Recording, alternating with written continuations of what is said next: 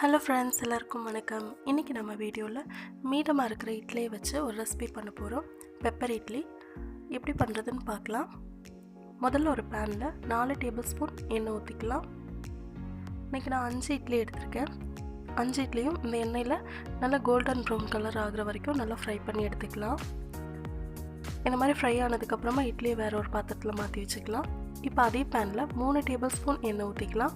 அதில் 1 டீஸ்பூன் கடுகும் 1/2 டீஸ்பூன் சீரகமும் சேர்த்து, அது கூட ஒரு பெரிய வெங்காயமும் கொஞ்சம் கருவேப்பிலையும் சேர்த்து வெங்காயம் நல்லா வதங்குற வரை இந்த மாதிரி வதக்கிக்கலாம்.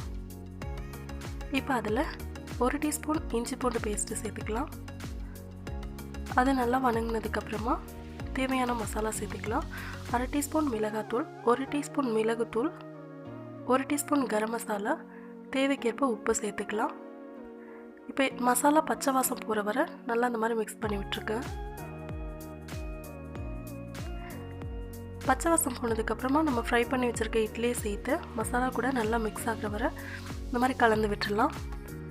நல்லா கலந்ததுக்கப்புறமா கொஞ்சம் கொத்தமல்லி தழை தூவி ஒரு தடவை இந்த மாதிரி கலந்து விட்டு எடுத்து பரிமாறலாம். அவ்வளோதான், பெப்பர் இட்லி ரெடி ஆயிடுச்சு. நீங்களும் இந்த ரெசிபியை உங்கள் வீட்டில் ட்ரை பண்ணி பாருங்கள். இந்த வீடியோ உங்களுக்கு பிடிச்சிருந்ததுன்னா லைக் பண்ணுங்கள், ஷேர் பண்ணுங்கள் அண்ட் மறக்காமல் நம்ம சேனலை சப்ஸ்கிரைப் பண்ணிடுங்க. மீண்டும் ஒரு பயனுள்ள வீடியோவோடு நான் உங்களை சந்திக்கிறேன். நன்றி.